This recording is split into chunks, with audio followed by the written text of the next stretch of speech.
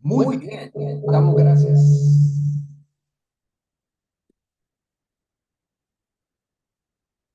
Gloria a Dios. Aquí, perdón. Damos gracias a Dios por esta oportunidad que Él nos permite el día de hoy, el poder estar con cada uno de ustedes. Perdón por ese error.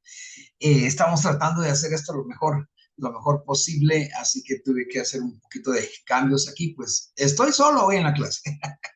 Muy bien, ahora tenemos la oportunidad de que Dios nos permita dejar este video para que usted pueda tenerlo hoy viernes y pueda disfrutar de la lección de hoy.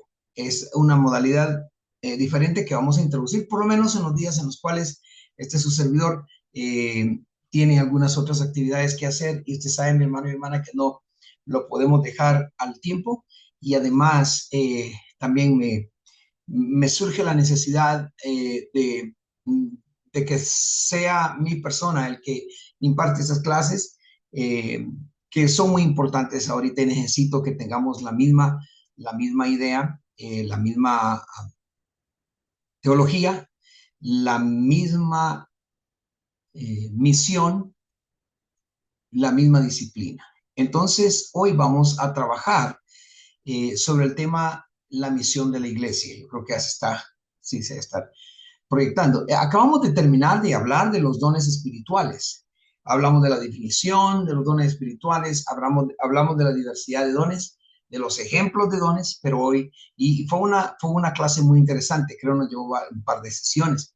Pero hoy vamos a hablar de la misión de la iglesia y otros puntos que son muy importantes, como por ejemplo, ¿cuál es la gran comisión? Vamos a hablar sobre la predicación, la edificación y el servicio de la iglesia. Todos sabemos, mis hermanos, que la misión de la iglesia es, por supuesto, la gran comisión que todos conocemos, ir y hacer discípulos de todas las naciones. Es lo que dice Mateo 28, 18 al 20. Ir y hacer discípulos de todas las naciones. Luego dice bautizándolos y enseñándoles a guardar todas las cosas que Cristo ha mandado. En primer lugar, algunas personas dicen que cuando dice aquí hacer discípulos a todas las naciones, es precisamente la forma en la cual Jesús trabaja.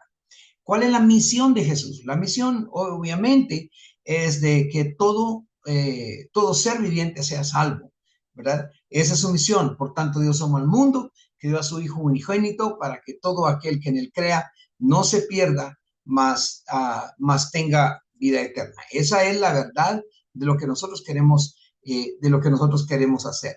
Pero no todos tienen, por supuesto, el deseo de servir al Señor. No todos, ¿verdad? Algunas personas desean vivir una vida más tranquila, una vida en la cual dicen, bueno, yo voy a la iglesia, no me interesa mucho el, el, el estar envuelto en las cosas de Dios, bueno, sí en las cosas de Dios, pero no en las de la iglesia, porque me parecen trabajosas, me parece esto, me parece lo otro, y a veces las personas se pierden la oportunidad de ser parte de la gran comisión de nuestro Dios. ¿Cuál fue? Ir y hacer discípulos a todas las naciones. He aprendido en el transcurso de este tiempo, de mi vida, 60 años, póngale usted por lo menos en los últimos, póngale 46 años, 44 años, si dejamos 6 años de crecimiento, pues su servidor empezó a predicar a los 7 años. A los 7 años empecé a hacer discípulos. Aprendí a ganar almas para Cristo Jesús. Entonces tengo la solvencia de poderle decir a usted de que la gran comisión se ha hecho efectiva en mi vida y he aprendido que de la manera como Dios contesta mis peticiones, de la manera como Dios contesta hasta mis deseos de mi corazón, es haciendo discípulos, ganando almas para Cristo. ¿Qué es esto? Es la predicación del Evangelio. En Marcos 16:15 nos habla, y Romanos 10:14-15 habla de la predicación del Evangelio. Hoy, como no les tengo presentes, no vamos a leer los textos porque quiero que usted tenga la capacidad, si usted gusta, de parar e ir y leer la cita, pero usted lo sabe, la predicación del Evangelio. Cuando yo veo que el Señor nos llama a creer en Él, a vivir su palabra, a creer en lo que Él ha hecho, me llena de mucho gozo saber que el Señor quiere que nosotros seamos parte de lo que Él está haciendo. Vea, esto es algo importante que yo quiero que entendamos. Dios no simplemente está esperando salvarnos, sino que Dios también está esperando que nosotros le demos la oportunidad a Él de ser parte de su reino. Muchas personas no quieren ser parte de su reino. ¿Por qué? Porque no quieren trabajar en lo que es la obra del Señor. Repito, les parece trabajoso, les parece cansado. A mí no me parece cansado nunca el trabajar para el Señor. Me parece al contrario de buen gusto el trabajar para el Señor. Si vamos a Romanos capítulo 16, versículos 14 al 15, vamos a ver, versículos 14 al 15 encontramos que la palabra del Señor nos dice de la siguiente manera. Permítanme, dice, saludad a Asíncrito, a Flegonte, a Hermas, a Patrobas, a Hermes y a los hermanos que están con ellos. Saludad a Filólogo, a Julia, a Nereo y a su hermana, a Olimpas y a todos los santos que están con ellos. Saludaos los unos a los otros con ósculo santo, os saludan todas las iglesias de Cristo. Esto me habla a mí de proclamar las buenas nuevas de salvación a todos, que es en Cristo Jesús. Vea cómo aquí en Romanos 16 está hablando, y vamos a tomar otro versículo, con los mismos versículos, por diferente capítulo. Vea cómo aquí ya se ha hecho el trabajo, ya hay gente que está sirviendo a Dios, y el apóstol Pablo le dice, salúdenme a todas estas personas. Estoy seguro que son nombres que tal vez alguno de ustedes no le pondría a sus hijos, no sé, porque nos parece un poco diferente, no es tan común dentro de nosotros. Imagínense que a mí me hubiesen llamado el hermano Asíncrito. Entonces yo sería el apóstol Asíncrito, ¿verdad? Pero esto es solo para que veamos la peculiaridad que hay en el evangelio. Yo quiero ser muy específico cuando digo que el Señor le ha importado que nosotros seamos parte de su reino. ¿Se recuerdan lo que dice Romanos 10, 14 y 16? Yo creo que todos lo sabrán. ¿Cómo pues invocarán a aquel en el cual no han creído? ¿Y cómo creerán en aquel de quien no han oído? ¿Y cómo oirán sin haber quien les predique? Y algo dice, ¿y cómo predicarán si no fueren enviados? Como está escrito, cuán hermosos son los pies de los que anuncian la paz, de los que anuncian las buenas nuevas. Mas no todos obedecieron al evangelio. Pues Isaías dice, Señor, ¿quién ha creído a nuestro anuncio? Es decir, habrán problemas, habrán situaciones, pero no hay precios, no hay privilegio más precioso que ir y llevar las buenas nuevas, la predicación del evangelio. Cuando tú predicas, ganas almas. Cuando tú predicas, algunas veces serás rechazado, serás rechazada. Pero ese no es, el ser rechazado no es un motivo para que tú te eches atrás. Al contrario, tú debes de seguir predicando la palabra porque vas a ganar almas. Y ganando almas, estás dentro de la gran comisión del Señor. Nos ayuda, la iglesia también ayuda, otra de sus misiones, en la edificación de los creyentes. Ve, esta es la tercera. La primera es la gran comisión, hacer discípulos. La segunda es predicar el evangelio. ¿Por qué hay diferencia entre esas dos? Bueno, la primera, la gran comisión, es de ir a predicar a todos. La segunda nos dice que muchos van a aceptar, algunos no van a aceptar. Y eso nos debe tener tranquilos de que esperamos que algunos no van a aceptar. Otra misión de la iglesia es la edificación de los creyentes. Fortalecer a los creyentes en su fe. Ayudarlos a vivir una vida constantemente espiritual. ¿Qué digo constantemente espiritual? ¿Qué quiero decir con eso? Es creciendo espiritualmente. Efesios 4, del 11 al 16, nos dice lo siguiente. Bueno, es la parte donde se encuentra, donde están los ministerios completos. ¿Cómo podemos nosotros edificar a la iglesia o a los creyentes? Acuérdense que la iglesia es el conjunto de creyentes. Él dice que él mismo constituyó apóstoles, constituyó profetas, constituyó evangelistas, constituyó pastores y constituyó maestros. Ahora, ¿cuál era la idea de constituir todo esto? Jesús. La idea de constituir estos ministerios era para que el cuerpo de Cristo fuese edificado. Vea lo que dice aquí. A fin de perfeccionar para la obra del ministerio. Tengamos en cuenta esto. A fin de perfeccionar para la obra del ministerio, para la edificación del cuerpo de Cristo, hasta que todos lleguemos a la unidad de la fe y del conocimiento del Hijo de Dios, a un varón perfecto, a la medida de la estatura de la plenitud de Cristo, para que ya no seamos niños fluctuantes llevados por doquiera de todo viento de doctrina, por estratagema de hombres, sino que siguiendo la verdad en amor, crezcamos en todo aquel que es la cabeza, esto es Cristo, de quien todo el cuerpo bien concertado y unidos entre sí por todas las coyunturas que se ayudan mutuamente, según la actividad propia de cada miembro, recibe su crecimiento para ir edificándose en amor. Del versículo 11 al 16 del capítulo 4 de Efesios, tendríamos un estudio de aproximadamente 6 meses. Nos dice exactamente lo que tiene que hacer la iglesia. Nos habla precisamente que tenemos que fortalecer a los creyentes, tenemos que ayudarlos a crecer espiritualmente. Además de eso, usted puede leer Colosenses 1:28 y le va a ayudar también a fortalecer este punto. Cuarto punto es el servicio a la comunidad. Debemos demostrar el amor de Cristo mediante las buenas obras y la ayuda a los necesitados. Mateo 5:16 nos habla de la siguiente manera. Permítame un segundo. Nos habla y nos dice así. Así alumbre vuestra luz delante de los hombres, para que vean vuestras buenas obras y glorifiquen a vuestro Padre que está en los cielos. Esto habla de un servicio a la comunidad. ¿Y qué nos dice Gálatas? Capítulo 6, versículo 10. Yo creo que este versículo lo sabemos todos. Así que, según tengamos oportunidad, hagamos bien a todos. Oiga, hagamos bien a todos. Y mayormente a los de la familia de la fe. Es muy específico, no necesita tanta explicación. Nos vamos a preocupar primero por el cuerpo de Cristo, por supuesto, pero también tenemos que hacer algo con la comunidad. Hagamos bien a todos. Eso incluye enemigos, eso incluye la gente que nos cae mal, eso incluye el vecino que no quiere que estemos a la par de él, alabando a Dios y haciendo ruido todas las mañanas, todos los domingos. Incluye a esa persona. Incluye a aquel que habló mal de nosotros, también lo incluye. Incluye a todo el que se pueda considerar parte de una comunidad, y no creo que quede una sola persona fuera de esto. Hagamos bien a todos. Quinto punto que podemos hablar de la misión de la iglesia es en la defensa de la verdad. Yo quisiera que entendamos bien esto, porque el Señor también nos ha puesto para que nosotros defendamos lo que Él hizo. Qué triste es cuando hay gente que en vez de seguir lo que el Señor ha enviado, se tuercen y se van por otro lado y crean herejías.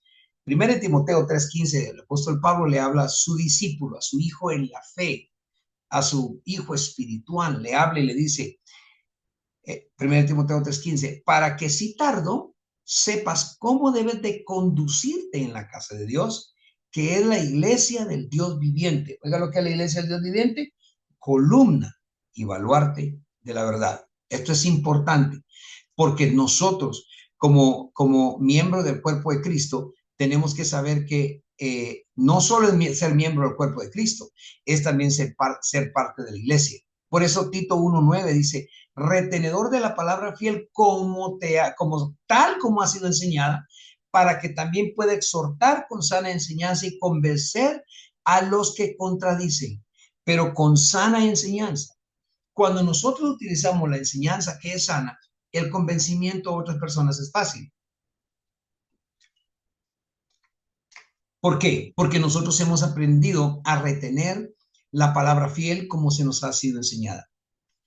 Ayer tenía una plática con unos pastores y uno de ellos me sorprendió, porque me dijo, fíjate que voy para X lugar fuera del país, en otro continente, muy lejos, un continente asiático. Nos lleva un ministerio nuevo, un ministerio que acabo de conocer, y nos están enseñando muchas cosas, como por ejemplo, dice que el sello de la bestia realmente no va a existir.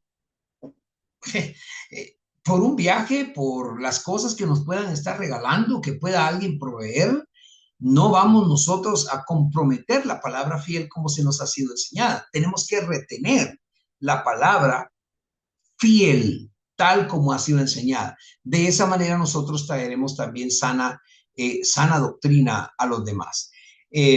No podemos nosotros ir por el mundo creyendo que podemos enseñarle a todos lo que queremos. Yo cuánto quisiera decir que todo el mundo se va a salvar, no importa lo que pase, pero no es así. No es así. Va a haber un examen. El que sea hallado fiel, esa persona será salva. El Señor viene por una iglesia pura, limpia, sin mancha, sin arruga, y nosotros somos parte de esa iglesia. Ahora bien, el sexto punto es la adoración a Dios. Otra de la misión de la iglesia en la tierra es adorar a Dios. Adorar a Dios, pero ¿cómo? En espíritu y en verdad. Recuérdese cuando estaba Jesús allá con la samaritana, que prácticamente no tenía por qué estar hablando con ella, de acuerdo a las leyes, de acuerdo al hombre, de acuerdo a la tradición, pero Jesús rompió la ley de hombre, rompió la ley de la tradición. Él vino a especificar y a traer el reino del evangelio a la tierra, pero entre paréntesis, sin romper la ley. Él no rompió la ley que fue dada por el Padre, sino que vino a dar otra que es llamada gracia, pero y dejó específicamente que nosotros elijamos. ¿Quieres vivir por la ley o quieres ser salvo por la gracia? Especifica que por la ley es muy difícil que una persona sea salva, porque la ley es fuerte, bastante dura, difícil de seguir. La gracia también es difícil de seguir cuando la seguimos en una forma verdadera. Pero a través de adorar a Dios, en este sexto punto, que es la adoración a Dios, que es responsabilidad de la iglesia en la tierra, adorar a Dios. El apóstol Juan, perdón, en el Evangelio del apóstol Juan, nos habla acá y nos dice Jesús, mas la hora viene y ahora es cuando los verdaderos adoradores adorarán al Padre en espíritu y en verdad, porque también el Padre, oiga, tales adoradores busca que le adoren. Dios es espíritu. ¿eh? Dios es espíritu. Usted lee el versículo 24. Esas tres palabras dice, Dios es espíritu. Significa que los que le adoren en espíritu y en verdad es necesario que le adoren. La iglesia debe enseñarle al mundo entero cómo deben de adorar a Dios. ¿Cuál es la verdadera adoración? La adoración que trae espíritu, que trae mucha verdad. Si usted va a Hebreos 13:15, le dice, así que el apóstol Pablo también hablando le dice, así, yo creo que fue el apóstol Pablo el que escribió la carta a los hebreos, algunos no lo creen, pero bueno, el escritor a los hebreos dice, así que ofrezcamos siempre a Dios, por medio de él, sacrificio de alabanza, es decir, fruto de labios que confiesan su nombre. Entonces no es cantar, no es tocar un instrumento solamente. Esos son adiciones, el saber cantar, el saber danzar, el saber tocar un instrumento, son dones, son regalos, son adiciones, son habilidades que se le ha dado al cristiano para que ayude a crear un sacrificio de alabanza a Dios y que siempre sea así, ofrecer a Dios por medio de Jesús, por medio del Espíritu Santo, sacrificio de alabanza. ¿Qué es el sacrificio de alabanza? Fruto de labios que confiesan su nombre. ¿Cuál es el fruto de labios que confiesa el nombre del Señor? No es simple una boca que habla y que canta y al salir a la calle hace otras cosas. No está aquí en la iglesia cantando, ven, Espíritu, ven y lléname, Señor, de tu santa unción, de tu santo poder, ¿verdad? No es, y luego sale a la calle, y nomás sale a la calle, anda, me caí de la nube de la iglesia, ¿verdad? No, no se puede. No se puede. El que ama a Dios debe amarlo en espíritu y en verdad. En espíritu, porque en la iglesia el espíritu nos llena, en el templo el espíritu nos limpia, nos purifica, nos hace suyos, nos hace crecer en espiritualidad, nos hace crecer en palabra, nos hace crecer en conocimiento, nos hace crecer en él, en el espíritu, y luego en verdad, porque el que está en verdad vive la vida verdadera del Señor, tanto en la iglesia como fuera, en su casa, en el trabajo, donde esté. Él es un hombre de verdad, porque Jesús es verdad. Cristo dijo que Él es el camino, la verdad y la vida. Y no podemos nosotros singularizar a Jesús únicamente dentro del templo, sino que es en nuestra vida. Repito, Jesús dijo, mi Padre está buscando adoradores, pero que le adoren de verdad en espíritu, o sea, que sepan adorar a Dios y por qué le adoran, y en verdad, eso es, y en Cristo, que sepan tener una vida limpia, una vida que ame a Dios, una vida que respete la bendición del Padre. Muy bien. La otra que quiero mencionar, otra actividad u otra responsabilidad que tiene la misión, como misión la iglesia, es la comunión entre los creyentes. Cuando hablo de comunión acá no estoy hablando solamente de la Santa Cena, aunque sí también lo incluye, pero está hablando de estar unidos. Vamos, por ejemplo, a San Juan capítulo 13, versículo 34 al 35 nos dice, un mandamiento nuevo os doy, que os améis unos a otros como yo os he amado, que también os améis unos a otros. Vea cómo el Señor hace énfasis en eso, nos da un ejemplo de él y luego lo vuelve a enfatizar. ¿Cómo? Dice, un mandamiento nuevo os doy. Aquí viene, abrimos nuestros oídos, ¿verdad? Si Jesús estuviera frente a nosotros, abrimos los oídos. ¿Qué nos va a decir? Y nos dice, hijos, les doy un mandamiento nuevo. Ah, ok, ¿cuál es? Y dice, que os améis unos a otros. Y de pronto tiene que poner un ejemplo, porque imagino que algún discípulo volteó a ver a Judas, ¿verdad? Esteban, perdón, el otro de los discípulos volteó a ver a Juan, Juan volteó a ver a Pedro, y como que dijeron, tengo que llamar a aquel. Tomás, que era el nombre que quería mencionar, tal vez no creyó, amar a todos estos. De pronto, Mateo, que era un publicano y le interesaba que todo estuviera correcto, especialmente el dinero, porque era publicano del área de cobradores de impuestos. Entonces me imagino que él está pensando, diciendo, ay, ay, ay, pero aquí hay unos que no ayudan cuando es tiempo de ir a traer la comida, hay unos que aquí que no levantan las tiendas como tenemos que levantarla, etcétera. Por eso dice él que os améis unos a otros y al verlos, dice como yo os he amado, como yo os he amado. Es decir, sé que ustedes no se van a amar porque quieren, pero ámense porque yo, así como yo los amo a ustedes, y repite, donde enfatiza, que también os améis unos a otros. Entonces les explica por qué. En esto, dice el versículo 35, conocerán todos que sois mis discípulos, conocerá el mundo, conocerán todos, conocerá la gente, conocerán los que nos agobian, conocerán los que nos atrofian, conocerán los que nos critican, que somos discípulos del Señor. Y repite de nuevo, si tuvierais amor los unos con los otros. Entonces, la comunión entre los creyentes es tan importante como iglesia, para nosotros como iglesia en la tierra. Si vamos a Hechos capítulo 2:42, nos habla precisamente algo que la iglesia primitiva estaba haciendo. Dice el versículo 42 del capítulo 2 de Hechos, y perseveraban en la doctrina de los apóstoles, y oiga, en la comunión unos con otros, y para que, me imagino que fue escrito así, Dios es tan lindo, tan poderoso, que alguien pudo haber dicho, bueno, habla de la Santa Cena, pero luego dijo, en el partimiento del pan, que es cuando se celebra la Santa Cena, y luego en la unión, en los cultos y en las oraciones. Entonces, ámense ustedes en comunión, no importa dónde estén. Ámense cuando estén recordándose de mí en la Santa Cena, y ámense cuando estén alabando, orando, cuando estén en la sinagoga, cuando estén en el templo. Esa es la doctrina de los apóstoles, la comunión los unos con los otros. Bueno, en este punto me gustaría preguntar si alguien tiene una pregunta, pero como no están conmigo hoy, vamos al otro punto. La iglesia como cuerpo de Cristo. Vamos a, permítame, necesito, gloria a Dios, necesito compartir esto. Aquí estamos. La iglesia como cuerpo de Cristo. Muy bien. La unidad del cuerpo, que ya hemos visto algunos versículos, habla de que todos los creyentes formamos un solo cuerpo en Cristo Jesús. Y si vamos nosotros a leer la palabra del Señor, y usted, si se recuerda, ya hemos hablado de Primera Corintios, capítulo 1, permítame encontrarlo, Primera de Corintios, capítulo 12, perdón, versículos 12 al 27. Nos habla del 14 al 21, pero permítame un momentito. 12 al 27. Gloria a Dios, permítanme. Primera de Corintios 12. Por alguna razón no me la quiere dar por acá.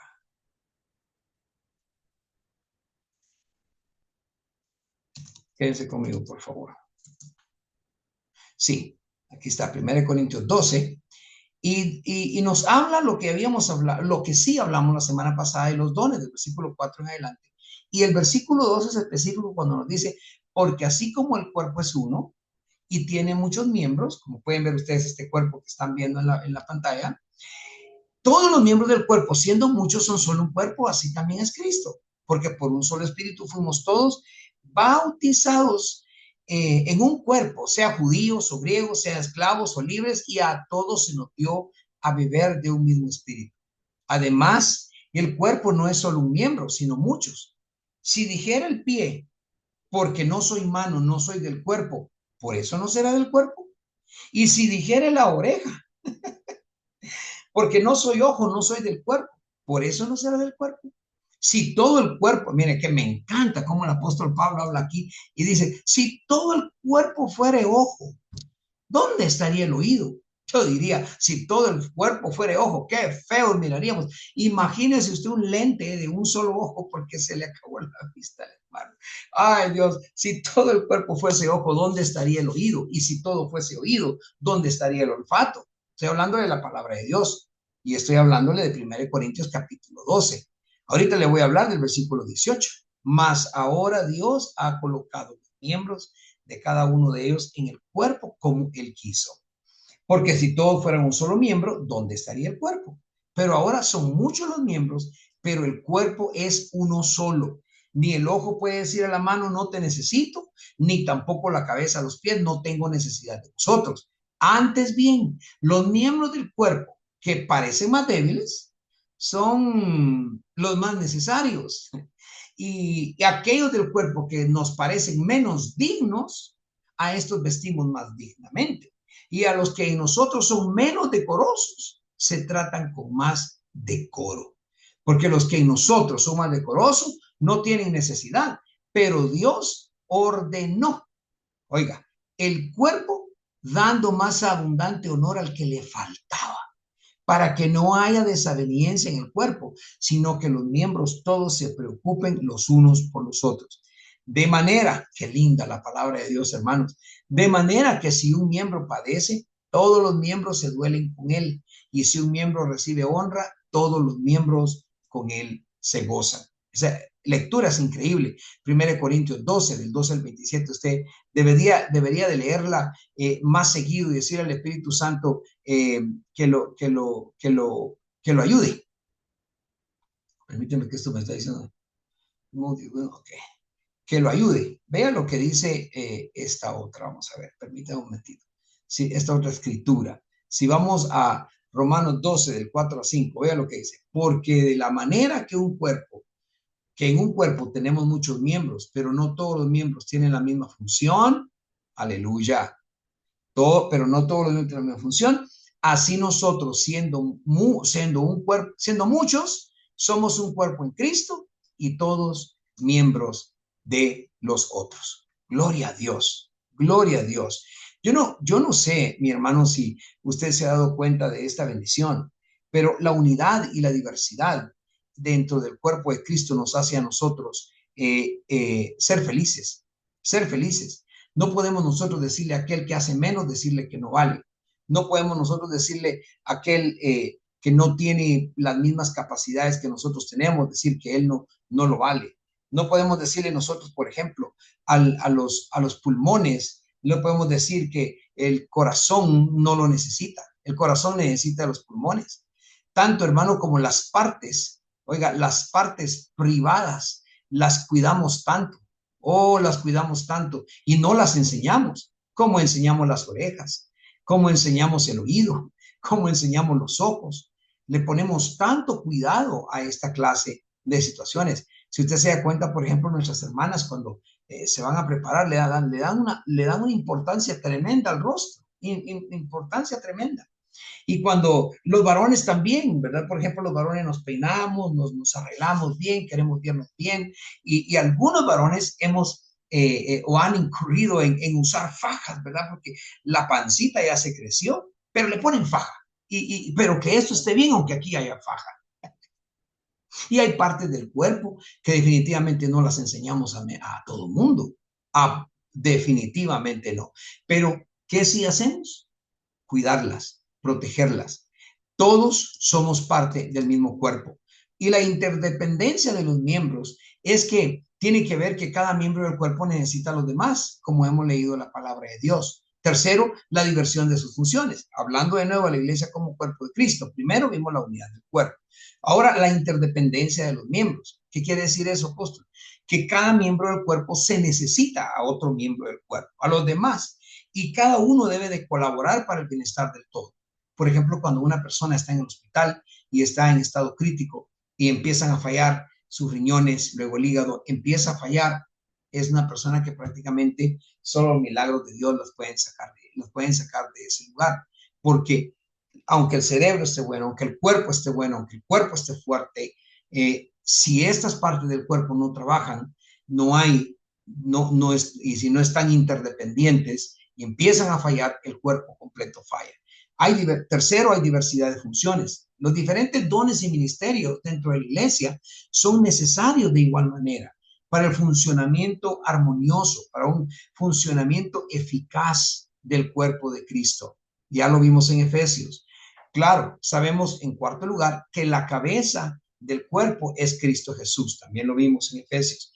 Es Cristo Jesús. Lo vemos en Colosenses 1:18. Cristo es la cabeza de este cuerpo. Quinto punto, hablando de la iglesia como cuerpo de Cristo, la santificación de la iglesia.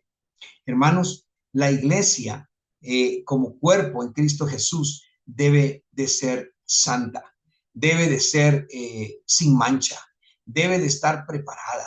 Yo quisiera que usted, si puede ahorita, repita: yo soy la iglesia y debo de estar preparado, debo de estar sin mancha. O, mire, por eso la Biblia dice, cuando hablaba, por ejemplo, los maridos, les decía: maridos, amad a vuestras mujeres, así como Cristo amó a la iglesia y se entregó a sí mismo por ella. Oiga, vamos a dejarlo de los maridos y las mujeres, pero veamos el ejemplo de Cristo. Cristo amó a la iglesia y se entregó a sí mismo por ella. Oiga bien, para santificarla, habiéndola purificado en el lavamiento del agua por la palabra, a fin de presentársela a sí mismo una iglesia gloriosa que no tuviese mancha, ni arruga, ni cosa semejante, sino que fuese santa y sin mancha. Entonces, la santificación del cuerpo de Cristo debe estar presente dentro de lo que conocemos nosotros como iglesia. Y es a una actividad y una responsabilidad de cada uno de nosotros, los miembros de la iglesia, desde pastores, a líderes, a participar en esta santificación. Segunda de Corintios 11:2 dice: porque os celo con celo de Dios. Es el apóstol Pablo, celaba a la iglesia con un celo divino. Y dice: pues os he desposado con un solo esposo para presentaros como una virgen pura a Cristo. Hermanos, es nuestro trabajo. En esta lección nosotros aprendemos a tener una visión integral de la doctrina de la iglesia. Abarcamos su significado, abarcamos su existencia. En toda esta lección que hemos visto hasta ahora, en estas anteriores clases, hemos visto el gobierno, sus ordenanzas, su misión y su naturaleza como cuerpo de Cristo. ¿Por qué? Porque a través de estas enseñanzas, hermanos, nosotros los creyentes vamos a poder comprender mejor nuestra identidad. Yo quisiera que usted dijera identidad. Si está en grupo escuchando, por favor, el líder, escuche que todo diga identidad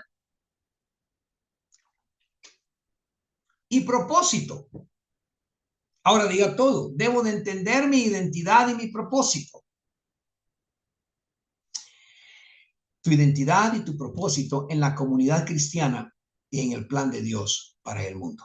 Oh, por supuesto, si estás escuchando solo este video, también lo puedes decir, porque el Espíritu Santo está contigo. Y hablando de eso, quiero decirle y recordarle qué linda es la palabra de Dios, que nos enseña estas cosas. ¿Por qué? Porque si nosotros nos damos cuenta, hermanos, si nosotros nos damos cuenta, el libro de la palabra del Señor, la Biblia, es el único libro que usted va a tener donde su autor está con usted siempre. Pero cuando usted lee la palabra no está solo, está el Espíritu Santo con usted. El que la escribió, el que la inspiró, está con usted.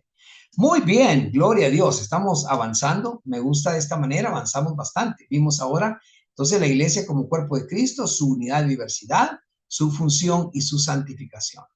Vamos ahora a ver lo que es la adoración en la iglesia. Creo que tenemos ya cuánto tiempo llevamos, no me lo enseña acá, pero Vamos a ver, acá tampoco. Muy bien, sigamos. Ya vamos a ir terminando. En 2 horas terminamos, no, esperamos. Vamos a hablar sobre la adoración en la iglesia y permítame, voy a compartir esta imagen, mis amados. Gloria a Dios. ¿Por qué? Porque vamos a hablar sobre lo que es el fundamento y las expresiones de la adoración en la iglesia y la participación y la preparación de la iglesia. ¿Amén? Hablando del tema sobre la adoración en la iglesia, hablaremos sobre su fundamento y expresiones y lo que es la participación y la preparación de la iglesia. Eso fue lo que estábamos teniendo en cuenta. ¿Cómo vamos a adorar a Dios? Yo quisiera que nomás usted se diera cuenta que adoramos a Dios en espíritu y en verdad. Juan 4, 23 al 24 nos habla específicamente de amar a Dios en espíritu y en verdad. Amén. Luego, si leemos Salmos 29.2, vamos a ir a Salmos 29.2 porque este es un versículo muy importante. Salmos 29.2 nos dice así: Dad a Jehová la gloria debida a su nombre. Oiga esto. Dad a Jehová la gloria debida a su nombre. Adorad a Jehová en la hermosura de su santidad.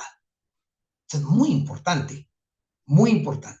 Me gustaría que, si usted está ahí, por favor, pueda leer ese versículo a voz en cuello, o sea, alto. Si está en grupo, léalo alto. ¿Qué le dice a usted eso?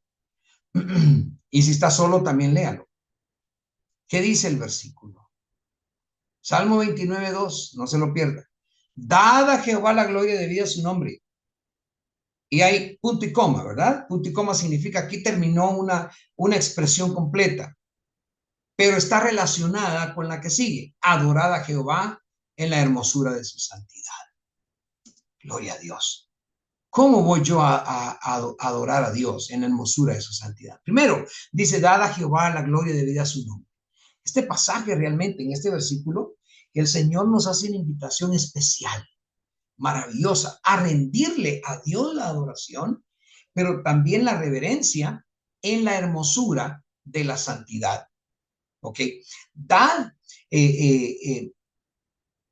la gloria debida a su nombre. Aquí se nos exhorta en esta parte a reconocer el carácter glorioso de Dios y a darle el honor que a Él le corresponde. La palabra gloria en este contexto significa reconocer, aceptar, razonar y proclamar la grandeza, el poder y la majestad de Dios. No simplemente ser un lector, tampoco ser un instructor. No. Yo puedo decir, Dios es grande, Dios es poderoso, pero no lo puedo creer. De pronto no lo creo, porque si tengo duda, no lo creo. Solo estoy diciendo algo que memoricé. Pero aquí cuando nos habla, dad a Jehová la gloria de vida, en este contexto significa que debo de reconocer, debo de aceptarlo, debo de entenderlo, debo de proclamar, debo de predicarlo, debo de enseñar la gracia, el poder y la majestad de Dios. El nombre de Dios representa su ser. Cuando dice, y debida a su nombre, habla, no a decir gloria, ¿okay? Debida a su nombre, y ve como cuando decimos, a su nombre, y todos decimos, gloria. Muchos lo dicen y no saben por qué lo dicen. ¿Se ha preguntado usted alguna vez por qué dice a su nombre, gloria? ¿Sabe lo que realmente debería de estarle pidiendo? La persona que dice, y a su nombre, deberíamos de decir, reconozco, le doy el honor que le corresponde, reconozco, acepto, entiendo y proclamo la grandeza, el poder y la majestad de Dios. Pero eso es bastante largo para repetir, ¿verdad? Cuando alguien nos grita su nombre y solo decimos gloria. Pues la próxima vez que usted diga gloria, debe de entender este contexto. Significa reconocer, aceptar, entenderlo, proclamar, predicar la grandeza, el poder, la majestad de Dios.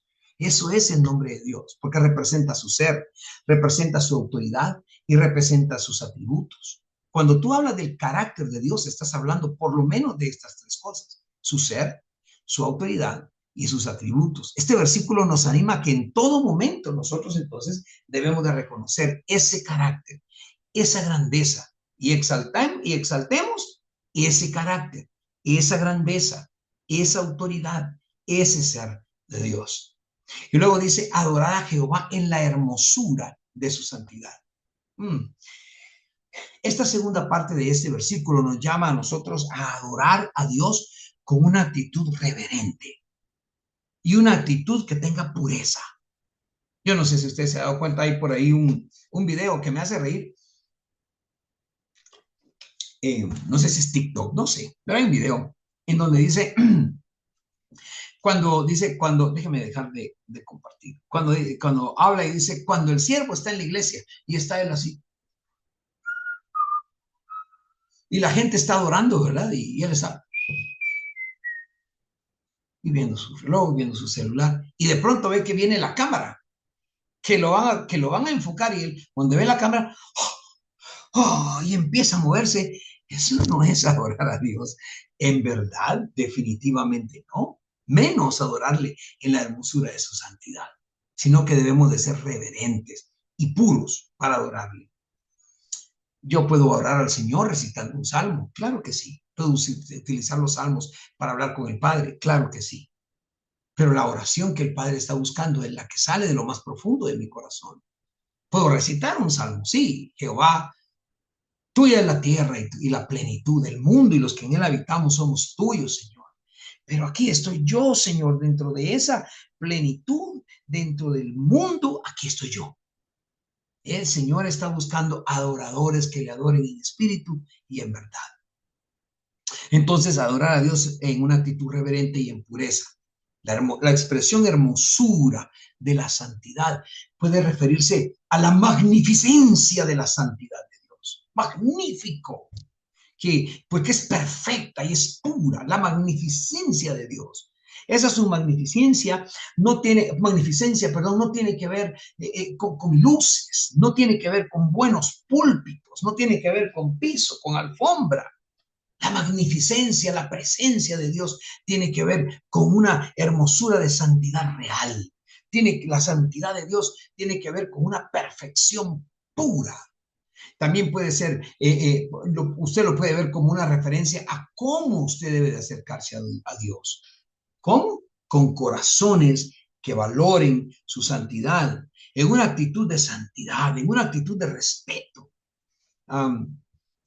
Yo creo que este versículo nos invita a adorar a Dios dándole la gloria que le corresponde, no solo por lo que ha hecho, sino por lo que hace, por lo que hará y por quién es Él. Nos llama a una adoración que reconozca la santidad de Dios. Que hasta el mismo Satanás, el Señor lo reprenda, tiemble cuando nos escuche adorar al Padre, adorar al Hijo y adorar al Espíritu Santo. Adorarlo en su santidad. Este versículo nos insta a vivir una vida santa, a vivir en santidad. Pues la adoración verdadera debe surgir de corazones que respetan y valoran la pureza y perfección de Dios. Por favor, necesitamos nosotros conocer esto de una manera muy, pero muy importante. El Señor está con nosotros y tenemos que creerlo. Entonces, cuando hablamos nosotros de la adoración en la iglesia, de la participación y la preparación, esto es lo que nosotros debemos de conocer. Muy bien, entremos a otro punto y vamos a hablar de la iglesia. Permítame, no me da, permítame un momentito. Sí, vamos a hablar de no me quiere dar, estamos hablando sobre la iglesia del Espíritu Santo ahora, pero no puedo, hermanos, perdón. No puedo volver aquí está. Muy bien, share. Aquí está. Estamos hablando ahora de la iglesia y el Espíritu Santo. Gloria sea a Jesús. Permítame, solo pongo un mensaje por acá.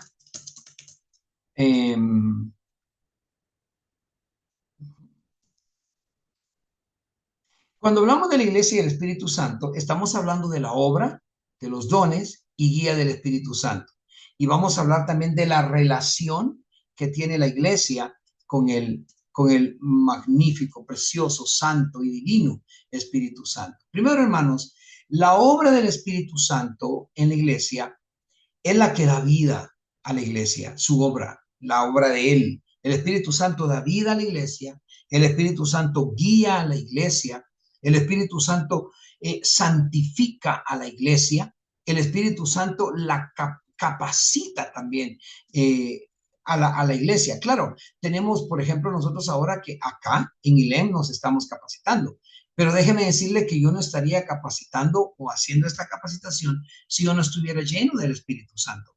La manera de iniciar iglesia es con el Espíritu Santo. Desde que se inició la iglesia, Hechos 2, del 1 al 4, dice, cuando llegó el día del Pentecostés, estaban todos unánimes, juntos. ¿Se recuerdan que hablábamos de estar unánimes? Bueno, y de repente vino del cielo un estruendo como de un viento recio que soplaba, el cual llenó toda la casa donde estaban sentados. Y se le aparecieron lenguas repartidas como de fuego, asentándose sobre cada uno de ellos. Y fueron todos llenos del Espíritu Santo y comenzaron a hablar en otras lenguas, según el Espíritu les daba que hablase. Aquí podemos ver cómo la obra la hace el Espíritu Santo, los dones los da el Espíritu Santo repitiendo, y es el Espíritu Santo quien vivifica a la iglesia, quien la guía, la santifica y la santifica. Punto 1. Punto 2, los dones. Eso ya hemos hablado y aquí solo estoy haciendo una recapitulación. El Espíritu Santo reparte dones espirituales a los creyentes para la edificación del cuerpo de Cristo. Eso lo encuentra en 1 Corintios 12 y también en Efesios 4. Estas son porciones que estamos repitiendo porque ahí es donde está la base específica de lo que nosotros estamos, nosotros enseñando. Tercero, la llenura del Espíritu Santo. Los creyentes, hermanos, como usted y yo, bueno, pues usted es apóstol, pero soy creyente, pero usted es pastor, pero soy creyente. La Biblia nos habla de la llenura del Espíritu Santo. Nos dice, por ejemplo, en Efesios 5:8, no os embriaguéis con vino en lo cual hay disolución, antes bien sed llenos del Espíritu. Habla de una llenura. Diga conmigo, llenura. Es diferente al bautismo del Espíritu Santo. Habla de llenura. La llenura del Espíritu Santo debe de ocurrir siempre. Por eso hay un bautizo, pero hay diferentes llenuras, múltiples llenuras del Espíritu Santo. No nos llenemos de cosas cuando habla de que el vino hay disolución, habla de que no solo nos trae nos disoluciona, sino que desilusiona, nos quita la ilusión, el propósito nuestro, sino que entre nosotros provoca también un malestar. Cuando nos embriagamos de cosas del mundo que no son de la iglesia, que no son de la Biblia, nos trae malestar al cuerpo. Pero cuando somos llenos del Espíritu Santo, entonces nosotros cada uno estamos siendo completos en el Señor y estamos gozándonos en el Señor y estamos gozando de la bendición que Él nos ha dado. Por eso Pablo le hablaba a los Efesios, les decía, no hombre, llénense mejor del Espíritu Santo. A los hermanos Gálatas, en el versículo 16, capítulo 5 en Gálatas, les dijo, digo pues, andad en el Espíritu y no satisfagáis los deseos de la carne. Si unimos estos dos, nos damos cuenta que los deseos de la carne van a hacer esa disolución en nuestro cuerpo. ¿Qué disolución hace dentro del cuerpo? Que lo que hemos aprendido de la palabra, al meter otras cosas dentro de nosotros, espiritualmente hablando, lo descomponemos. Hay una disolución, ya no es pura la palabra. Se convierte, usted sabe, en pérdida. Pero si andamos en el Espíritu, estaremos en el Espíritu y al no satisfacer los deseos de la carne, nosotros continuamos teniendo esa relación de la iglesia con el Espíritu Santo. Acuérdense que estamos hablando de la iglesia. Es el tercer punto, la llenura. ¿Cuál fue el primero? Cuando hablamos de la iglesia y el Espíritu Santo, se lo repito, cuando hablamos de la iglesia y el Espíritu Santo, el primer punto es la obra que hace el Espíritu Santo en la iglesia. Segundo, los dones del Espíritu que tratamos en una lección anterior. Ahora estamos hablando de la llenura del Espíritu Santo, la que nos llena siempre. Usted no va a ser bautizado 2, 3, 4, 5 veces. Usted fue bautizado una vez cuando recibió a Cristo y fue bautizado y empieza a recibir usted la llenura del Espíritu Santo. Cuarto punto que nos da a nosotros como la iglesia tiene relación con el Espíritu Santo es con cuarto punto, el Espíritu Santo nos guía. El Espíritu Santo guía a la iglesia, mis hermanos, en todas sus decisiones. Si nosotros permitimos que el Espíritu Santo nos dé esa capacidad, la vamos a encontrar. Si nosotros buscamos en Hechos capítulo 13, versículos 2 y 4, dice, ministrando estos al Señor y ayunando, dijo el Espíritu Santo, apartadme a Bernabé y a Saulo, que es Pablo, para la obra que los he llamado. Se lo voy a leer bien, perdón. Apartadme a Bernabé y a Saulo para la obra a que los he llamado. Entonces, habiendo ayunado y orado, les impusieron las manos y les dijeron bye bye, los despidieron. Entonces, ellos, enviados por el Espíritu Santo, descendieron a Seleucia y de ahí navegaron a Chipre. Y empiezan, por supuesto, la predicación de los apóstoles Pablo y Bernabé. Hermanos, nosotros tenemos la oportunidad de tener la misma bendición del Espíritu Santo. Por eso es que un pastor, un apóstol, un profeta debe ser siempre enviado por el Espíritu Santo a través de la iglesia. La iglesia es importante en el ministerio de un apostolado o de un pastorado. Nadie puede decir soy pastor y no tener iglesia. Soy apóstol y no dirijo a otros pastores. No se puede, porque él mismo tiene que haber sido enviado. Él mismo tuvo que haber sido ungido. Alguien tuvo que poner sus manos, el presbiterio. Esa es la idea de la iglesia. Y esa es la idea de la comunión de la iglesia y el Espíritu Santo en sus obras, en sus dones y en su guía. Romanos 8:14 dice, porque todos los que son guiados por el Espíritu de Dios, estos son hijos de Dios. Entonces, la guía del Espíritu Santo definitivamente la necesitamos dentro de nosotros. Luego entramos al quinto punto, que es la relación de la iglesia con el Espíritu Santo. Si nosotros vamos a 2 de Corintios, capítulo 13, versículo 14, vamos a encontrar lo siguiente. Vamos a ver, vamos a ir todos juntos. 2 de Corintios, capítulo 13, versículo 14 nos dice, la gracia del Señor Jesucristo, el amor de Dios y la comunión del Espíritu Santo sean con todos vosotros. Amén. ¿Sabe qué me da a mí un poco de tristeza, hermano? Es que muchas veces cuando nosotros encontramos a personas que utilizan versículos como para hacer creer a la demás gente que lo que están diciendo los hace a ellos tan santos. Yo he conocido pastores, no pastores, perdón, predicadores, perdón, que ese es su saludo. La gracia del Señor Jesucristo, el amor de Dios y la comunión del Espíritu Santo sea con todos vosotros, amén. Y por supuesto la iglesia contesta, amén. Pero esta relación con el Espíritu Santo debe ser verdadera. Esta relación debe de ser cultivada, esta relación debe de ser íntima y debe de ser obediente al Espíritu Santo. No podemos nosotros en ninguna manera creer que tenemos una relación íntima con el Espíritu Santo si no tenemos la gracia del Señor Jesucristo, el amor de Dios y la comunión del Espíritu Santo. Por eso que cuando nos encontramos con algunas no quiero decir secta, porque no quiero pecar delante de Dios, pero con algunas denominaciones que solo creen en Jesús, por ejemplo, y que desprecian lo otro, estamos en peligro, porque el apóstol Pablo aquí nos dijo, la gracia del Señor Jesucristo, sí, es el primero, el Señor, Él, el Señor, Jesús, la gracia de Él, pero el amor de Dios y la comunión del Espíritu Santo. Yo me atrevo a decirle lo siguiente, nadie puede vivir solo con la gracia de Jesús sin haber recibido el amor de Dios y tener la bendición del Espíritu Santo. Se lo voy a explicar. Yo puedo decir que creo en Jesús y la gracia de Jesús me salva. La Biblia dice, porque por gracia sois salvos por medio de la fe, ¿verdad? Pero luego dice, pero este no es un don de vosotros, sino que es un regalo de Dios. Ah, bueno, entonces yo voy a tener la gracia de Jesús, voy a obtener la gracia de Jesús por medio de la fe, cuando yo entienda el amor de Dios. Se lo voy a repetir. El amor del Padre me hace obtener fe. Y cuando tengo fe, creo en la gracia del Señor y se me hace entonces partícipe de la gracia. Pero hay algo más que necesito. Es la comunión del Espíritu Santo. La comunión del Espíritu Santo. No podemos nosotros decir que voy a vivir con el Espíritu Santo. No, olvídense, yo vivo con el Espíritu Santo, pero no tiene una vida que ama a Jesús. ni tiene una vida que demuestra la verdad de Dios. Según de Corintios 13:14, debe de estar presente en nosotros siempre. Siempre, siempre y siempre.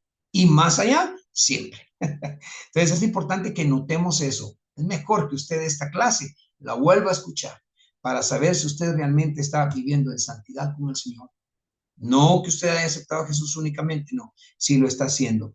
¿Por qué? Porque Gálatas 5:25, el mismo apóstol Pablo, el que fue enviado por la iglesia, se recuerda, junto con Bernabé, lo acabamos de decir, este mismo apóstol, ya lleno del Espíritu Santo, ya siendo obediente al Espíritu Santo, creyendo a Jesús y confiando en el amor de Dios, se atreve a decir a los hermanos de Galacia, si vivimos por el Espíritu, andemos también por el Espíritu.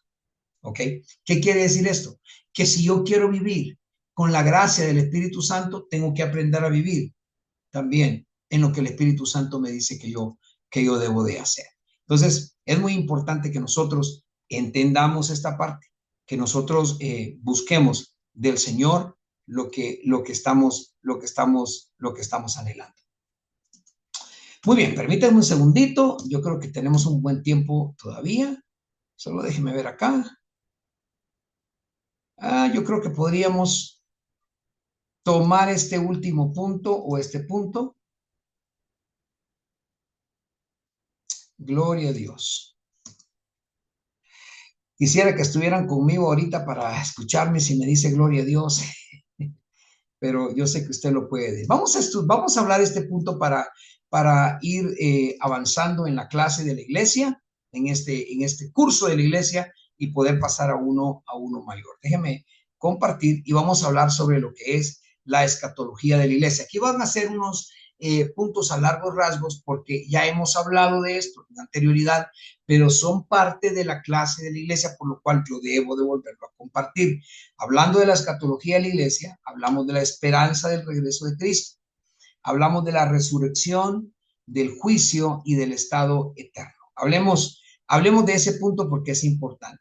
Cuando hablamos nosotros de la esperanza del regreso de Cristo, la iglesia, estamos hablando de la iglesia ahora, estamos hablando del Espíritu Santo, la iglesia, y ahora estamos hablando de la escatología de la iglesia. Cuando nosotros hablamos, permítame que no me quiere trabajar acá, cuando hablamos de la escatología, estamos hablando, iniciamos con que no sé si usted lo sabe, pero voy a mencionárselo o preguntarle de esta manera. Lastimosamente no puedo preguntarle, no está muy conmigo, lo lamento mucho, pero voy a tener que explicarlo. ¿Qué es la escatología? Bueno, cuando hablamos de la escatología estamos hablando de una rama de lo que creemos nosotros, ¿qué queremos? O sea, nuestra teología cristiana.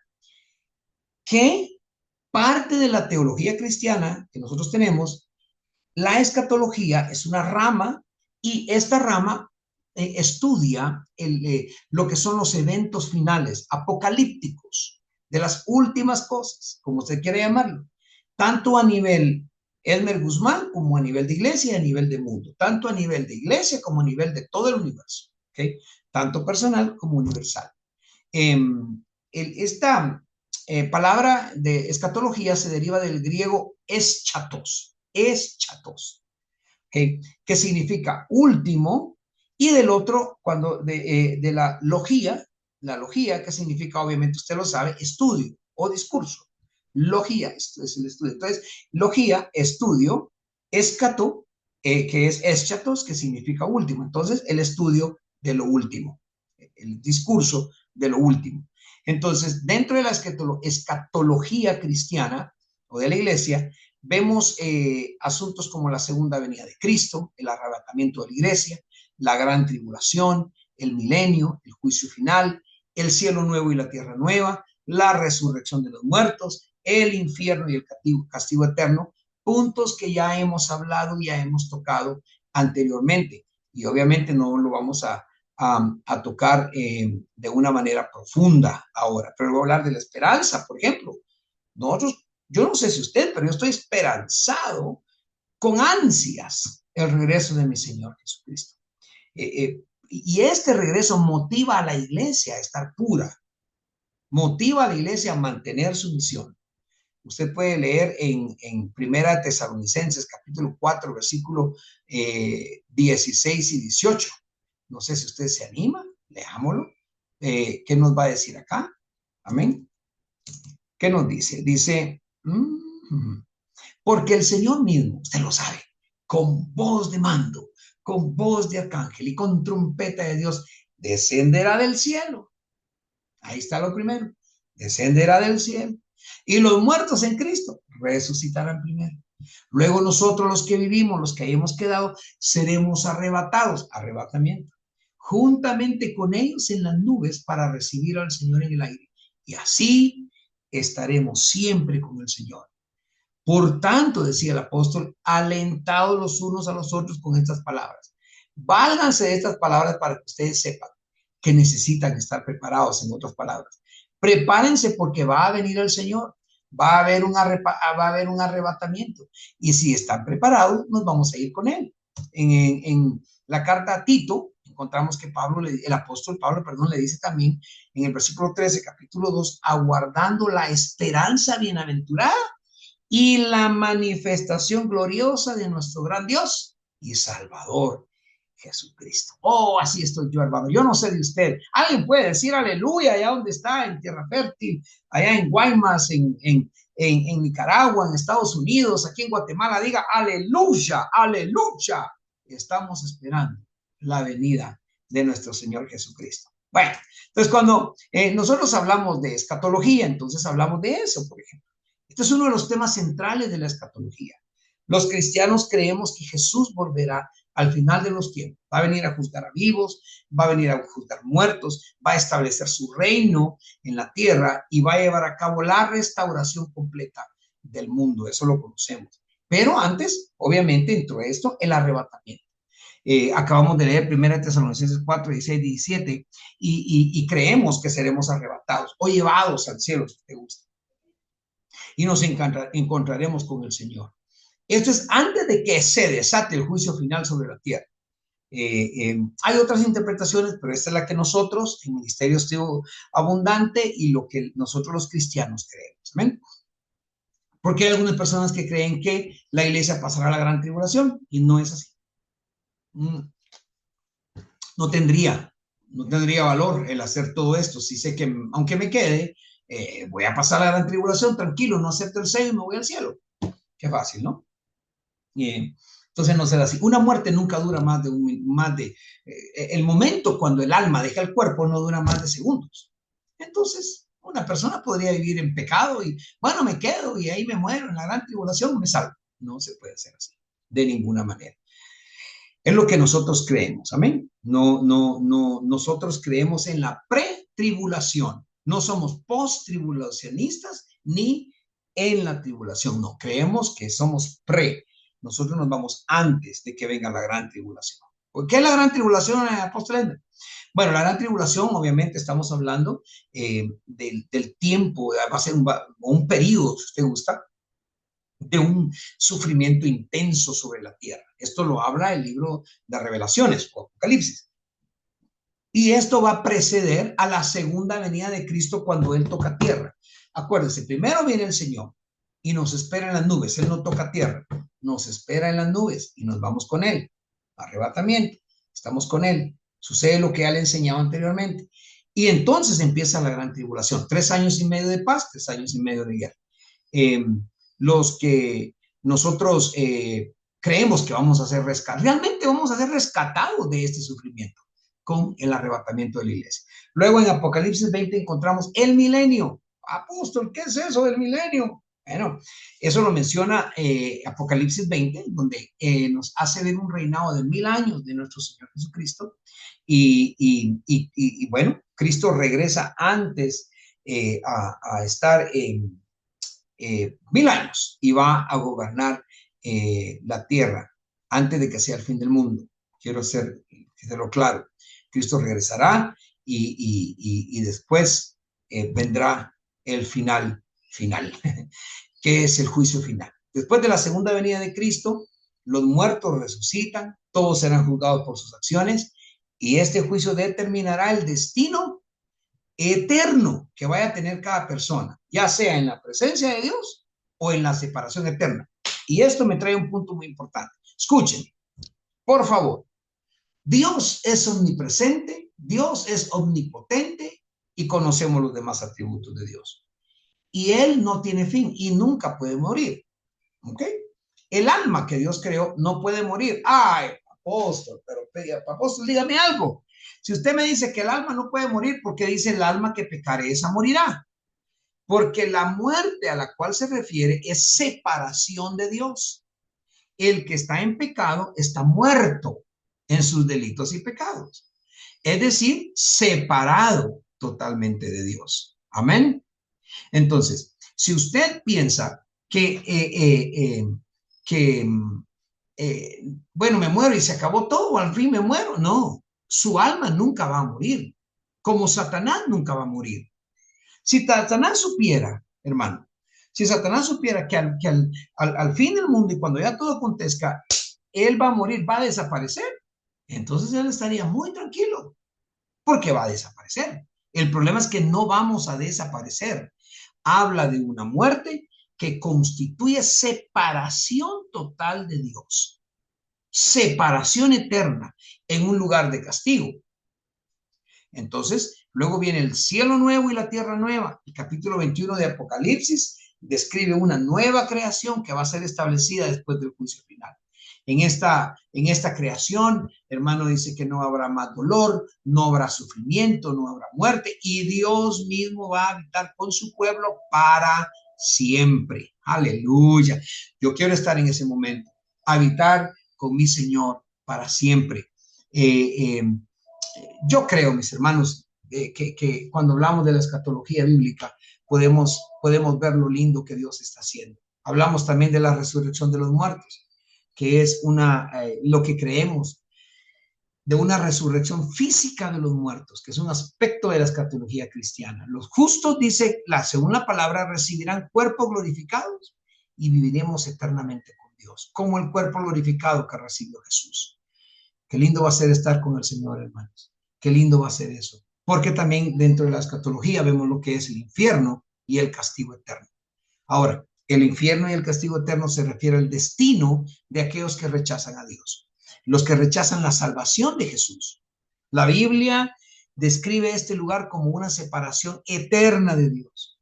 Y aunque muchos debaten la naturaleza del infierno, casi todos coinciden en que representa el estado final de aquellos que no recibieron la redención de la cruz, la redención del Espíritu Santo, junto con aquellos que se rebelaron contra Dios en el principio, antes del Edén, cuando Satanás recibió el orgullo, cuando Satanás se enorgulleció, y cuando se enorgulleció escuchó la adulación de los demás y se impuso sobre ellos, se los ganó y se rebelaron. Y cuando se rebelaron, perdieron para siempre la oportunidad de vivir en el reino de Dios.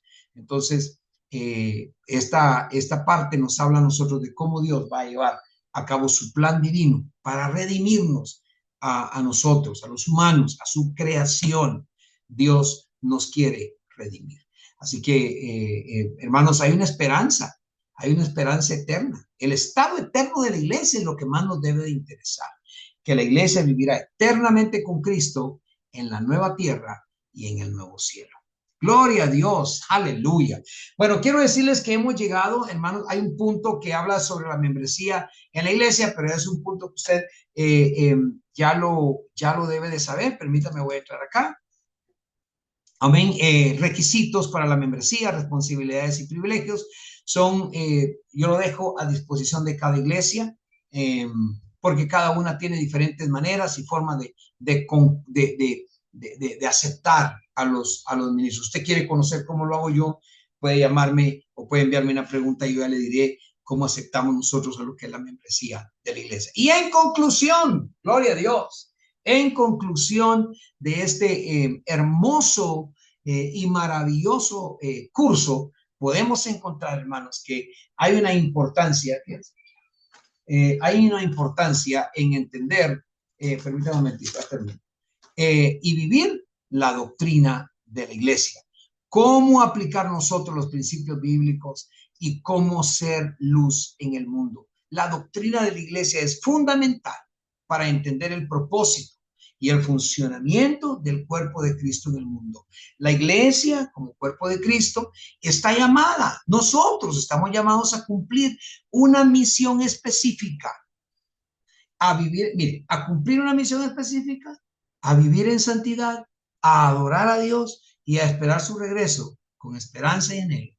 Al estudiar usted y aplicar todos estos principios bíblicos desde la primera sesión, la iglesia puede vivir en la plenitud de su llamado y ser una luz en medio de un mundo oscuro. Dios está con nosotros, nos ha amado, nos ha bendecido y estoy seguro, mi hermano, estoy seguro que Dios quiere hacer un trabajo muy excepcional en su vida.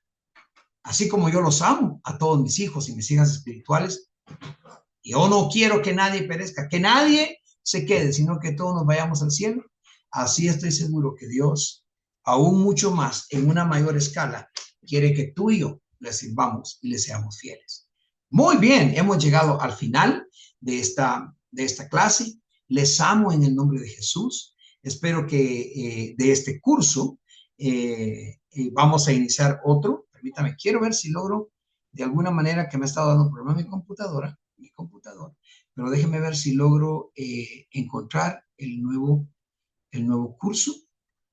Acabamos de terminar lo que es entonces síntesis de doctrinas básicas y ahora entramos a uno que me gusta mucho, entramos a la homilética. Ese va a ser un curso bastante rápido, va a ser muy precioso, quédese, es el noveno de 12, o sea, el número 9, 10, 11, 12 y estamos a punto de terminar el manual. Así que les amo en el nombre de Jesús. Por favor, necesito dejarles una, no es una prueba, es un examen, no, yo quiero dejarles como que me dejen un resumen de las 4, creo que son 4 sesiones que hemos tenido de lo que ha sido para nosotros. Y vuelvo ahí, permítanme un segundo, vuelvo, y lem, gloria a Dios. Hasta ahorita llevamos en lo que es síntesis de doctrinas básicas, estudiamos la lección número 1, habla varias. Bueno, de todas las sesiones que hemos tenido, porque hablamos de cómo se presenta, que es la síntesis, hablamos del hombre, hablamos del pecado, hablamos de la salvación, hablamos de los ángeles, del día del Señor, de casi lo que estamos hablando ahora, y de la doctrina de la iglesia que hablamos hoy. Está resumido en 4 sesiones que ustedes pueden encontrar en YouTube, incluyendo este video de hoy. Les amo en el Señor y espero que nos veamos el próximo viernes o espere el video del próximo viernes en el nombre de Jesús. Les amo a todos. Permítanme un segundito, por favor.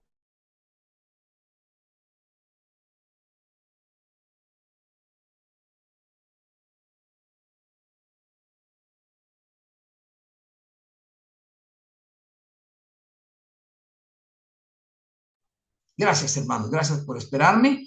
Estamos muy felices. Les amamos. Dios está haciendo grandes cosas y quiero que usted continúe tomando en cuenta estos cursos que son de gran bendición para cada uno de ustedes. Les presento a mi bella esposa que nos va a terminar con una oración. Venga por acá, mi hermano. Permítame un segundito. Vamos a sentarla. Gloria a Jesús. Gloria a Dios. Qué bueno poder estar nuevamente con ustedes, amados hermanos, pastores, apóstoles. Les bendecimos en el nombre de Jesús. Creemos que toda esta palabra que ha sido dada va a ser de mucha edificación para sus vidas. Y la palabra de Dios dice que escudriñemos las escrituras porque en ella os parece que tenemos la vida eterna. Así que les amamos, les bendecimos, que al ver ustedes este video puedan recibir la gracia, el amor y el poder sobrenatural del Espíritu Santo. Así que vamos a orar, Padre, en el nombre de Jesús. Te adoramos, te exaltamos y te bendecimos. Queremos poner en tus manos, Señor, a cada uno de tus hijos que van a estar viendo este video o escuchándolo, Señor. Te pido con todo mi corazón que continúe derramando de tu gracia y de tu amor sobre cada uno de ellos. Sí, Que los Dios. empoderes, Señor, que traiga sobre ellos esa paz, esa bendición, esa felicidad, ese gozo de poder, Señor, saber que estamos estudiando tu palabra, que somos tus hijos, que somos luz a las naciones, Señor. Muchas gracias, bendícelos por nombre, Padre. Ayúdanos a continuar y avanzar en este camino, Señor, tan hermoso, donde solo tú, Señor, mereces la gloria y la honra. Padre, que cuando ellos compartan tu palabra, lo hagan con poder, con fuerza, con sabiduría. En el nombre de Jesús, bendice a Ilem y a todos los que estudiamos, Señor. Danos más conocimiento, danos más entendimiento. Que tu consejo divino esté siempre con nosotros, amado Espíritu Santo. Los bendecimos, los cubrimos, amado Padre, con tu sangre preciosa derramada en la cruz del Calvario. Gracias, Señor, en el nombre de Jesús. Amén y amén. Que tengan un bendecido, feliz fin de semana y que en sus congregaciones la presencia del Padre, el Hijo y el Espíritu Santo no falte. Que los llene de mucha felicidad y de mucha paz a todos. En el nombre de Jesús. Amén y amén. Amén. Dios me les bendiga. Nos vemos entonces el próximo viernes. O esperen el video. Les amamos. Adiós. Adiós. ¿Dónde? Aquí terminamos. Amén. Amén.